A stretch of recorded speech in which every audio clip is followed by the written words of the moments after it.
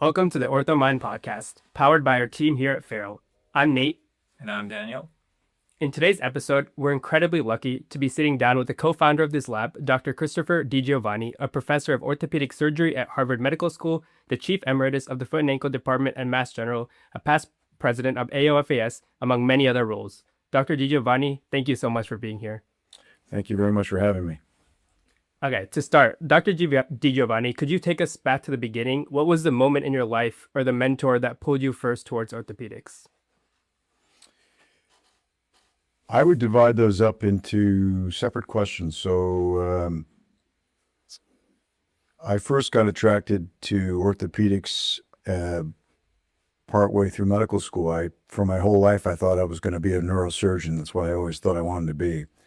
And since I was 5 years old, and then my third year in training, my neurology rotation and neurosurgery rotations were some of my first rotations. And on neurosurgery, I became very, very disillusioned with how much I thought the patients could be helped. And so I came home and told my parents that I was going to quit medical school. And they were all distraught. So they said, well, let's talk to your Uncle Stephen. And my uncle was an anesthesiologist in New York. So they spoke to him and he said, you should have your son, have Chris talk to the orthopedists. They seem to have the most fun. They have all these tools, they do all this fun stuff, and they have a great time. They seem to make a difference. So my parents got back to me, and I had never heard of orthopedics. And so the next day I called the chief of trauma at my hospital, and I said, do you mind if I watch a case? I'm a medical student. He said, sure. Tomorrow morning, come on up. We're going to fix a young man. So the next morning I went in having no idea what to expect. And it was a 24-year-old kid, I think, who was in a motorcycle accident and had a femur fracture. So the leg was all deformed and swollen. So I would say within 30 or 40 minutes, they had opened him up, put a rod down the center of his femur, locked it up, and I was amazed, straightened it out. And I said to the doctor, so how long is he going to be here? He said, we'll get him up walking the next day. And you should go check on him. So the next morning I came in, and sure enough, this young man was up walking around the hallway. And I knew, I'm like, that's what I want to do. I was amazed at how much of a difference it made and how quickly it happened. And then as I applied for residencies, someone who was actually from Boston, Mike Ehrlich, came down and took the chairmanship at Brown and was just an amazing person, a great mentor, and just lit up every room he walked into. Very inspiring man, really cared about people. And by that, I mean the patients and the people around him, the faculty. And so for that reason, I chose to stay at Brown pretty much, and I never regretted that. We were friends for a long time. So those are probably the two experiences that most influenced my choice in orthopedics, and I've never looked back. You did multiple fellowships, trauma at Brown, joints at HSS, sports foot at ankle arthroscopy at Harbor, UCLA, at USC, foot and ankle at Harborview, plus the AOFAS traveling fellowship. Did this feel like a deliberate climb? Was it planned, or was it more of saying yes to the right opportunities at the right time? I think it was a combination of things. First of all, I think the best doers never stop learning. So I loved learning. I felt like every one of those experiences was incredibly worthwhile. I'd do them again. I don't feel like I wasted any time. I made a number of great friends and trusted colleagues who are still those same things to me today, and I hope I am to them. And I learned a lot. I developed a large toolbox in my toolkit. And it took me a couple fellowships to figure out exactly the direction I wanted to go. I chose ultimately foot and ankle because I felt like when I was going into the orthopedics, it was a new field. Very few people knew anything about it. That got me excited. And I thought it was where I could be most impactful. And we didn't even have a foot and ankle service in my residency. Most of the programs in the U.S. didn't.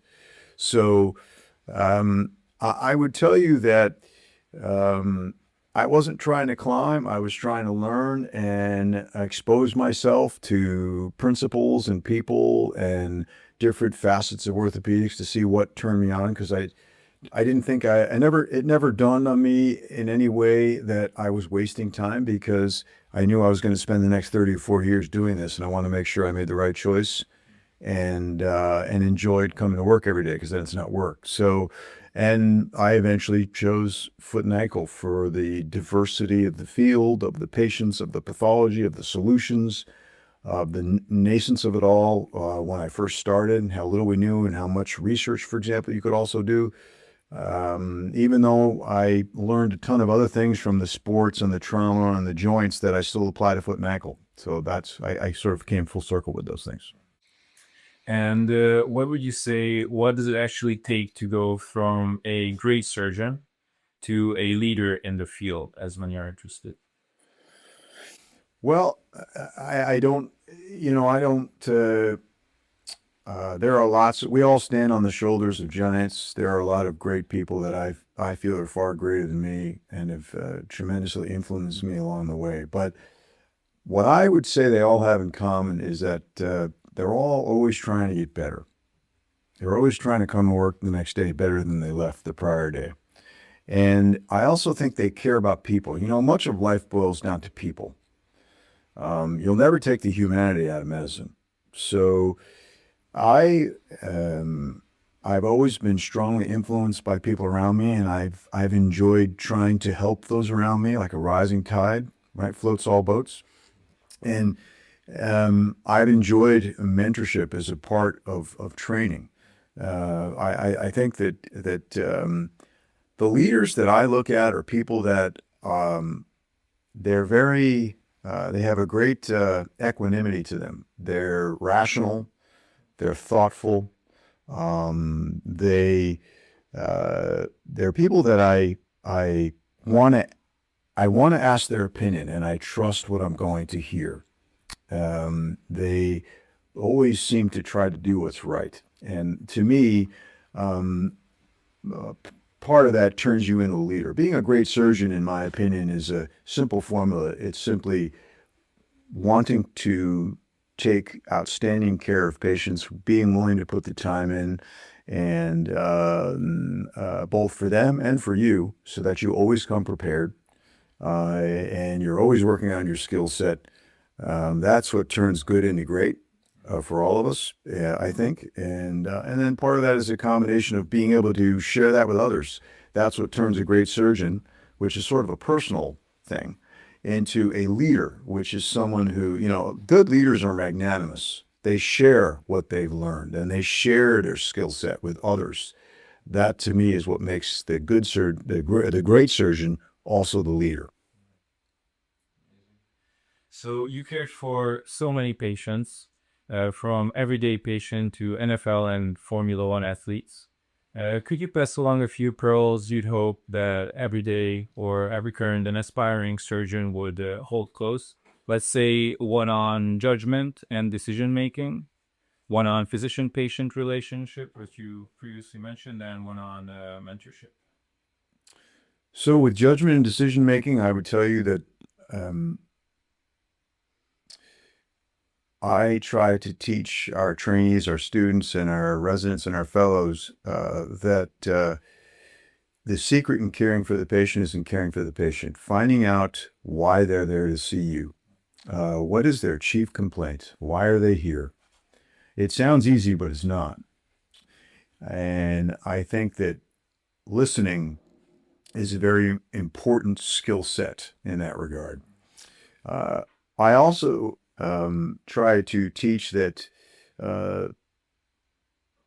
it's more important, at least in my opinion, to worry about the 10% of patients that don't do well and base the abundance of your decisions and judgment on those patients rather than the 90% that do well.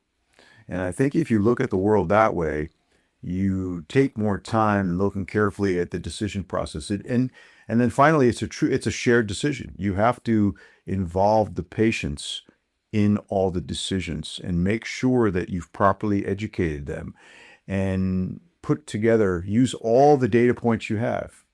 with each patient. Your physical exam, for example, starts the second you walk in the room or the second they walk in the room till the second they leave. And you're looking at who's with them. What assisted devices did they bring with them? How do they get on and off the table? How are they responding? Read their body language. All of those things are important for putting the history and the physical and the imaging studies. You put all that together in formulating a diagnosis and then determining what's in the best interest of the patient. I often ask myself, well, what would I do if it were me? What would I want done to me? I worry a little bit about the role of AI in medicine, because AI is not truly the same thing as a human. I think where AI fails, that's where the human nature most comes in, humanity. And so, for example, physical exam, those things as we do remote care and things like that, I worry more about what's going to happen to medicine, because it's, to me, the immediate one-on-one doctor-patient relationship is critical. It's irreplaceable. And that was your first question. What was your second one? You had a couple that you asked me about. Yeah. Well, I asked you about decision making and physician and patient relation and mentorship, which you briefly mentioned in the previous question. Yeah. Yeah. I mean, mentorship to me is simply about caring for other people. Mentorship, you don't get paid for mentorship. There's no medals for mentorship. It's not a right. It's not a privilege. It's a person caring for other people. It's a gift. And I think that our world, as I try to teach our kids, I think in our world, a lot of the world has forgotten how to say thank you. And so mentorship to me is a form of sharing. It's a very selfless form of sharing. And so when you find a good mentor, you really ought to do your best to learn as much as you can with that person, because they're also invaluable. So that's what I would tell you about mentorship. It's about caring for others. Yeah, great, thank you. And given these experiences and wisdom you shared with us, I'm curious if there's anything you believe about yourself or the field that at, for example, 35, that you no longer believe now. How has that shifted in you? Sure. So one other thing I forgot to add about your prior question is that I try to teach our trainees that the patients are what I call true north. So in other words, one piece of advice I have for them is never leave dissatisfied. Don't leave the office until you're happy that you have the information you need to make a diagnosis, and don't leave the OR until you're happy with what you've accomplished, no matter how long it takes. You can always drive home happy, no matter what the outcome, good or bad. Fortunately, it's usually good, but not always. But as long as you've done the best you can handle the rest. You can tolerate the rest. As far as maybe what I believe now that I didn't necessarily believe 35 years ago, or vice versa, I would say that I'll give you two things. One is that when I was younger, I always thought that great training and working hard and with technical skills and learning as much as I could, all those things would make me a really good doctor to provide really good care. And I thought the care I provided was good, but I also believe it got better as I got older, and it keeps getting better. And one of the main reasons for that is that I've learned the importance of listening. I've become if you ask me the one thing that has most changed in me in the last 30 years, I would tell you it's the ability to listen. I have become very in tune to every word patients say. And I really have become a great listener, because they're often telling you what the problem is and what bothers them and how they want you to help them. But if you're not truly listening, I think sometimes we think we are, but we're hearing more than listening. So that's one thing that I've become much better at, and I underappreciated when I was young. The second thing I've learned, which has been a harder lesson to swallow, is that you can't keep everybody happy. I've just learned that, not all patients can leave your office happy. I used to try very hard. I'd spend inordinate periods of time trying to keep everybody happy. But sometimes I've learned it's just not possible. Sometimes, for example, people come in, they wait 6 or 9 months to see you, and you can't fix their problem, and they leave upset. And that there may not be much you can do about it, or it's a problem that is just not in your wheelhouse as an orthopedist, or they want something that you can't provide, such as an opioid script or something, or that may not be appropriate for them. I can give you a litany of things where there are patients that sometimes leave dissatisfied, but if you're doing your job correctly and putting your heart into it, usually it's really got little to do with anything you've done wrong. And so not everybody can be happy. And I don't think I felt that way or was really taught that when I first began. And it's a small number. It is a very, very small number of patients. But the ones that leave unhappy, you remember those much more than you remember of the many that you make happy. Just like you have lots of successes, but it's your failures. I think if you're doing your job well, it's your failures you'll remember most, learn the most from, respond the most to. Very similar. Thank you for sharing. You briefly mentioned the role of AI in orthopedics. We were wondering, is there any innovation in the last decades that has been standing out to you, or like a real breakthrough when it comes to patient quality of life that you've seen during the past decade? Can be hardware, can software, You mean with respect to AI? or any innovation in the past decades in your life. There have been a lot of innovations over the past few decades, especially in foot and ankle. As I mentioned, it's the newest of all the orthopedic subspecialties. So we've had the greatest gains to make, and I think still do. We have revolutionized a lot of the care of foot and ankle in terms of how we approach patient problems. Some of the techniques we have evolved rapidly. Some of the implants we have, the way we put the implants in, all of the role of arthroscopy, the role of minimally invasive surgery, the role of ankle arthroplasty, how we take care of the soft tissues with trauma patients. Each of these, and there are many other examples. There were, for example, of growth factors and bone growth supplementation in getting patients to be better healers. Each of these have evolved in the last a couple decades with quantum leaps, and will keep doing so, I think. AI on a separate level has more recently been more and more helpful for us. I view AI not as a replacement for physicians, but as an adjuvant.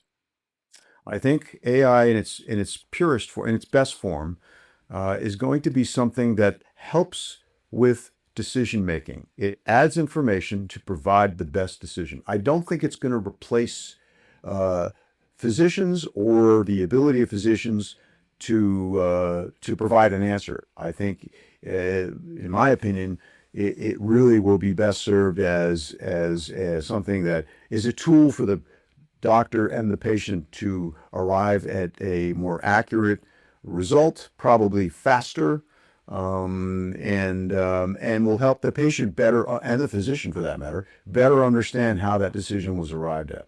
So that's how I view AI. And we have examples in our own lab that we're doing, even in the past few years, for example, with syndesmotic instability and Lisfranc injuries and things like that, where we now have AI software which can very quickly and much more accurately make a very quick diagnosis, even provides imaging where you can show it to a patient now. And sometimes a picture is worth 1,000 words, and they can look at it and help them better understand. You can compare their normal to their abnormal side, and they'll realize what you're talking about with, oh yeah, my bones are a little separate. I can really see that now. Why you're telling me you need to fix this side.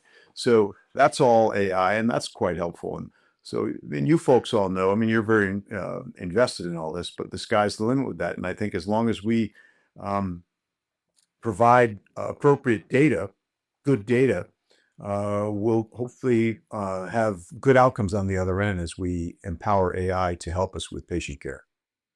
Thank you. And given that many of these innovations are industry driven, can you maybe reflect on the positive side of industry driven innovation and the negative side? Have you seen some problems and some really nice collaboration in this kind of field. Yes, I've seen both. I think as research dollars become harder and harder to come by, I do think industry is important to fill that void. And perhaps even more importantly, in my opinion, industry is good for very big data questions, research that takes years to do. And you have thousands of patients that require longitudinal study over the course of 1 to maybe several years. That's where industry can be very helpful. And to me, to keep it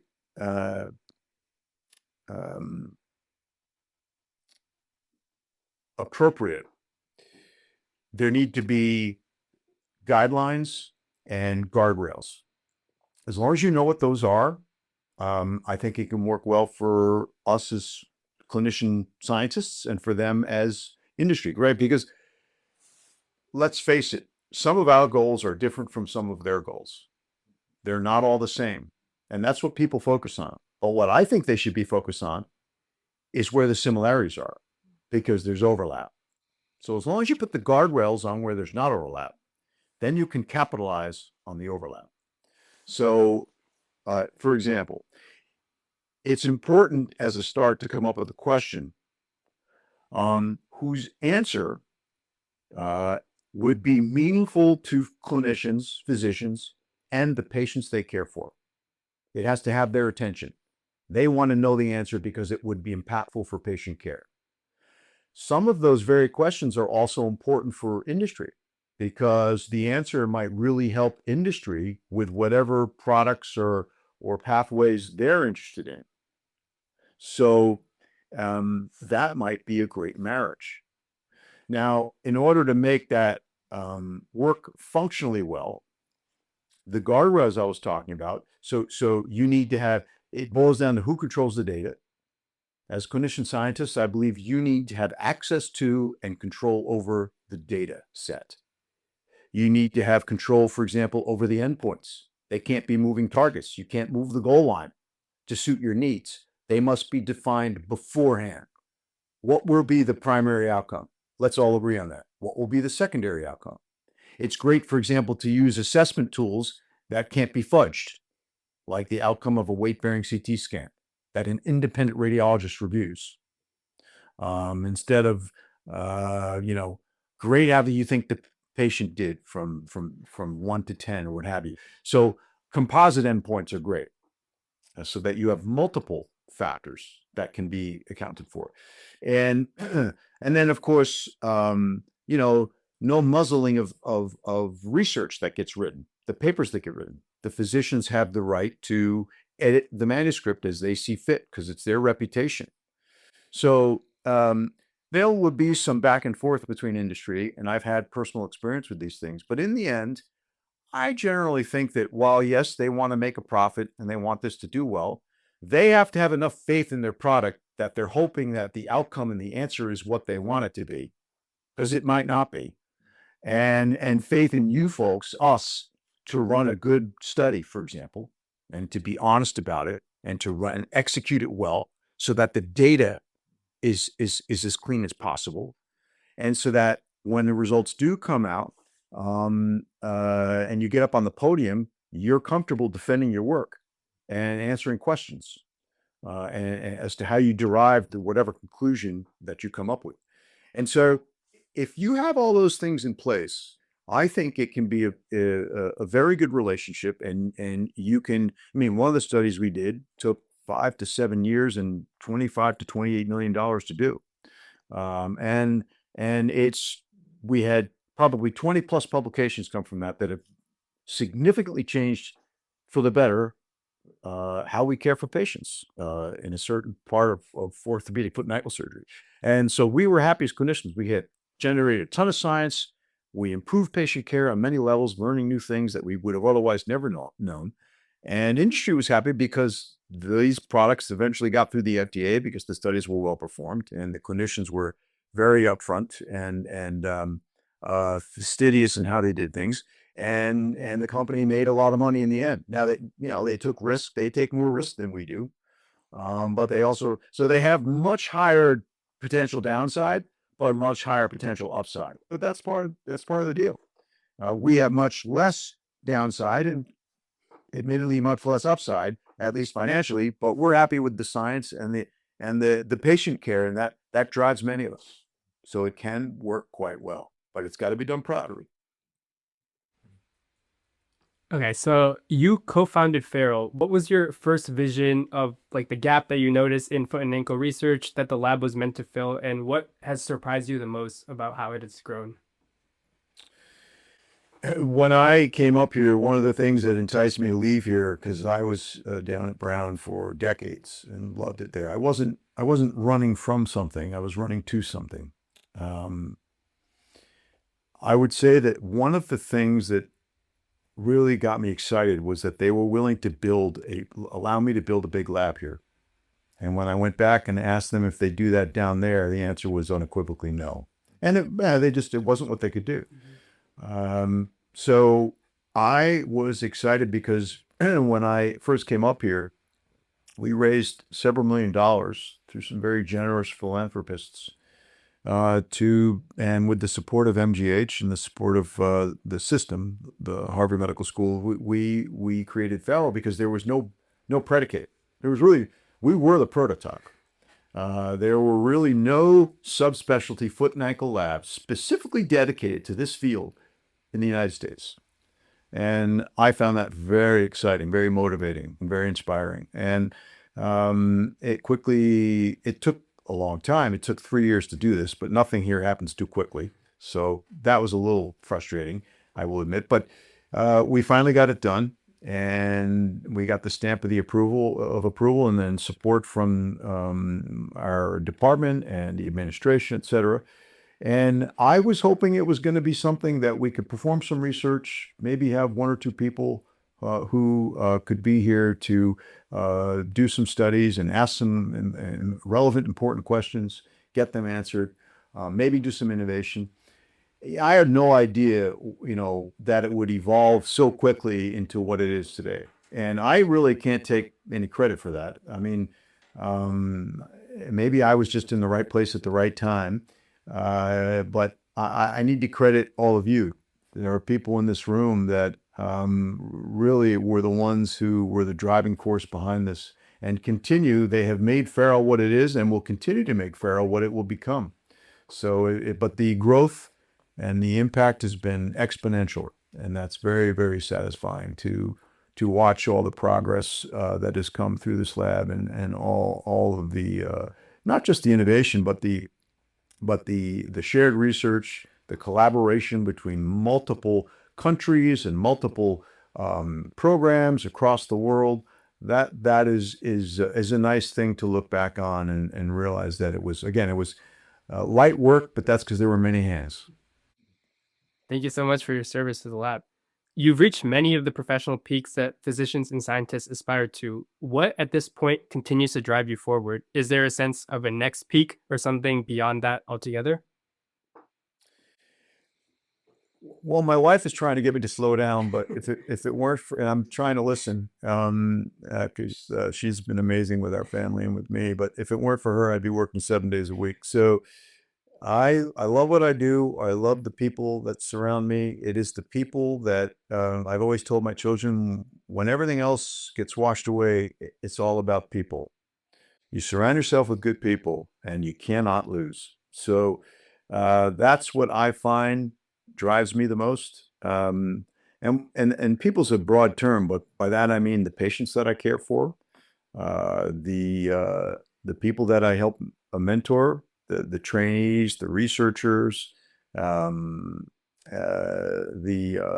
people the bonds that you form with one of you asked earlier, well, you did these fellowships and all this research. Well, you make all these bonds with each one of these things you do, and they stay with you forever. It's incredible.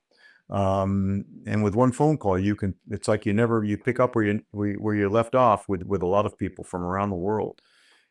So I feel like those are the things that continue to guide me in medicine and making a difference. I love the cross-fertilization with having people like all of you come to this lab and And we have new people each year, and they come in with new questions and new backgrounds and different training and different ways of solving problems. And all of those things make everyone stronger, all that diversity. So that is, for me, keeps me very enthusiastic on a clinical level, on a research level. And I think I like watching all of you feed off one another. And everybody gets together and turn good ideas into great ideas. So.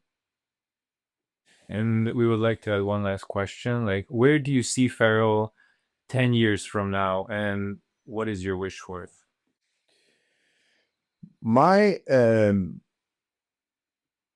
the two things I'd most like to see FARIL accomplish over the next 5 to 10 years, and it's a great question, because all of us should always have a 3 to 5 to 10 year plan in our lives. I think, if you can. The two directions I'd like to most see us go are, I would like us to be able to use AI or other mechanisms to most answer a couple big data questions that require a lot of many resources to answer, that few other infrastructures can answer. In other words, I'd like to capitalize on all that we have and all that we've become at FARIL to answer some important, impactful, meaningful patient care questions, such as venous thromboembolic disease, that cannot otherwise be answered in this world. A question like that, if we were to answer that, how to manage these patients, what to manage them with, and how long to manage them for, it's not just a US question, it's a worldwide question. Imagine how many people's lives you would positively help. That's one thing I'd like to see us do more of. Another thing I'd like to see us do more of is and we've already started this, and again, not thanks to me, but people like Sohail and Bart and many of the others, all of you, is building international bridges. The world is a small place, and orthopedics makes it an even smaller place, and foot and ankle makes it even smaller. So it would be nice to connect more dots between a lot of institutions around the world and start capitalizing not just on your strengths, but on combined strengths, because they're not often the same strengths, and then utilize those as an impetus to have the sum be greater than the means. So that's another thing. And I guess I'll add one more. I'd like to see FARIL focus on picking where the puck is going to be. And part of that is our job, but I would like us not to do research and science, not that we have, but I want us to continue to be thinking about not doing it for the sake of doing it or because we can do it, but because we should do it. The key to me is picking very relevant questions that are answerable and potentially impactful. Sometimes no matter what the answer is that your research, determines. And I think it is imperative for us to place a lot of focus on that, because that will make resource use very efficient. Not just on FARIL's strengths, but on our combined proficiencies, because these capabilities can often be quite complementary between sites. And weaving these various assets and talents together between FARIL and its growing academic connections around the globe would combine colleague expertise in a manner that becomes really a force multiplier, such that the sum becomes greater than its parts. This would be a wonderful 5-year goal for FARIL to expand its influence and continue to build productive research and academic bridges around the world on behalf of the foot and ankle population we all serve. There's a lot of people out there that they don't just want to do good, they want to see good happen. And if you can tell them your story and show them your tale, as I say, tigers don't change their stripes. If you show them your track record, that's the best predictor of your future track record. And you get them excited, they would love to see us do more and more good. Because in the end, we're all patients, right? So Great. Well, Dr. DiGiovanni, we'd love to thank you for your time today and for your service to this lab, your patients, and to the careers of many of us who learned so much from you. It was a true pleasure to have you on this podcast today. Well, thank you. I have to tell you that it's really me that should be mostly thanking all of you. I think I feel inspired more by the people like you in our lab, and I should mention our faculty. Clinically, I feel more inspired by all of you than I feel like I've inspired people. And I want to remind everybody that we really all, stand on the shoulders of giants, and it's important to pay things forward. And I just look at this as giving back. I mean, I got where I am merely because there were people who took the time to help me, to teach me, to train me, to share their thoughts, to make me better every day. They're the ones who got me where I am, and I try to pay that forward. And I'm hopeful that in the future, you folks are going to do the same thing for others who are younger than you. So.